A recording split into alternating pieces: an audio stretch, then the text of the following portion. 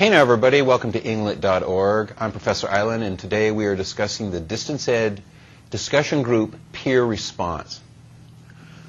As is mentioned elsewhere, when you join a discussion group, you're going to choose one of those topics in that list from that one discussion group, and you're going to do some research, and you're going to post your 3-paragraph discussion that talks about some kind of historical context, some kind of literary analysis, maybe a biography or something along those lines. Once this has been accomplished, the folder will be filled with information that gives you feedback and gives you background on what the story is about, what the poem might have been based on, perhaps some information as to how it might be translated. And what I need you to do is, as individuals within that group, read through all of those postings to get a better feel for what's going on in that story, what's going on in that poem, what's going on in that play. You're required for your grade to make one response to one of those postings.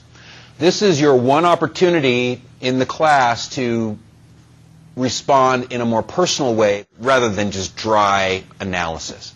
As you respond to it, I want you to keep in mind two things. One, you may respond viscerally. If you get some kind of backstory about somebody as to why they wrote something, and to you it's like, oh wow, I completely get this, or whatever, you can respond in that way.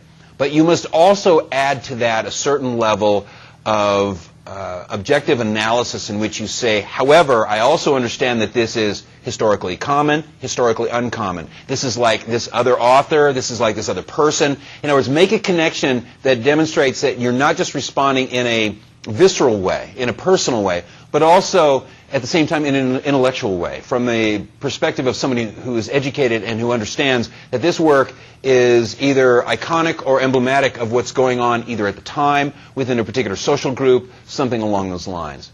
For example, if you're reading a work by Langston Hughes, a famous American poet from the Harlem Renaissance, and you're reading this work and the biography tells you that Langston Hughes grew up in this multiracial background, and that he lived in different countries, and he lived all these different lives, and that he had a very particular attitude about the way that language works and the way that language demonstrates somebody's culture in a very real and a very important way. If you then turn around and say, the funny thing is that hip-hop today, rap music today, does very much the same thing, or country music today does the very same thing, by creating a language that speaks very clearly to a particular social group. This kind of connection is the kind of thing that I'm looking for. I need you to look at the work and then look at the analysis by your fellow classmates, and to use that as a stepping stone to then take that a bit further. This is 10% of your grade. I'm looking for basically a paragraph in which you are demonstrating that you understood what they wrote, you understood the context of the larger piece, but also that you understand how that context can be linked to something beyond that. Okay?